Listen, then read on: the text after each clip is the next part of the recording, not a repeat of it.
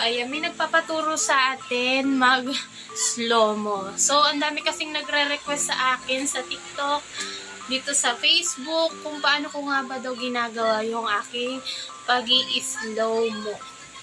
Dali lang guys mag-slow-mo kung talagang gusto nyong matuto. Ayan.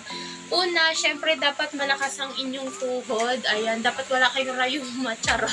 Kasi nga ito talaga yung pinakagagamitin. Kasi nga medyo nakakangalay din talaga pag medyo matagal yung i-slow-mo mo. Talagang ito ang mga ngawit guys, yung tuhod mo. Lalong-lalo na pag hindi ka pa sanay, kung ngayon mo lang gagawin, parang medyo nakakangalay lang dito sa tuhod. Pero kung matagal mo nang ginagawa, hindi na, masasanay na yung tuhod mo. So, yung camera ko guys ay dapat kita mo na yung aking whole body para makikita nyo kung paano ba yung aking mga paa. Ayan. So, ganito lang guys. Parang natural lang na naglalakad kayo. Yung ganun po. Ganito lang po yung kayo. Ayan. Naririnig nyo ba ako guys in the house? So, ganito lang guys. Parang naglalakad lang kayo. Ganun. I-practice nyo yan guys. Nang mabilisan. Kasi na-practice nyo na yan. Halos ka dyan. And then, ganito na po yun pag nag-i-slow mo na kayo. Dapat pag nag-i-slow mo kayo guys, hindi lang kamay ang nag-i-slow mo, pati mata. Buong katawan ninyo guys. Ayan. So, ganito lang yun guys. Gayahin nyo lang ako guys.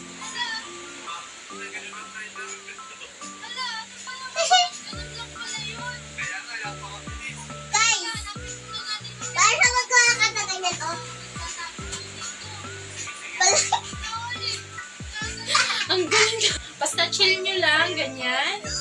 Tapos, dapat makokontrol nyo yung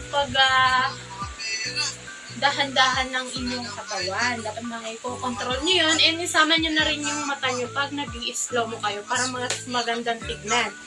So guys, try na natin yung naka-zoom. Isusum na natin yung cellphone natin kasi mas maganda pag nag-i-slow mo ka. Hanggang dito lang po yung nakikita. Kung napapansin nyo po sa aking video na content na slow mo, hanggang dito lang po ang nakikita.